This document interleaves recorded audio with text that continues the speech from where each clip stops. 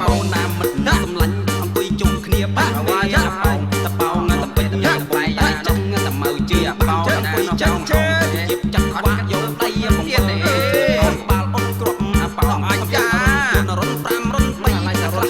ដីខំប្រឹងទៀងស្ដាប់ម៉ែអាទូប្រតាហេងហើយកូនណោរុន4ដូចម៉ែបានប្រាប់សូយហើយណាកូនមិនប៉ះរុន4បែរជាចំរុនសូយហើយវ៉យ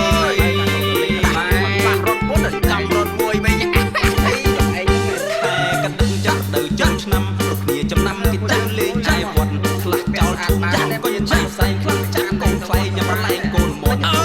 ក្រមុំមកសបាយគ្រប់គ្នាពុធីផឹកស្រាស្រោបងទៅរួមបោពីងដើរលុននំមកកោសុំសុំចាក់ពុធីចៅខ្ទេខ្មែរណាស់ស្ដេចបាយខឹងណាស់ចាញ់លបែងហើយវៃក៏អត់អ្នកលេងឆៃអត់គុំគួយយំណាំងពីសួរថាយ៉ាងមិនហើយសម្លាញ់នឹងចាញ់លបែងពីព្រឹងមិញមកសម្លាញ់ថ្ងៃបុណ្យចូលឆ្នាំចាញ់លបែង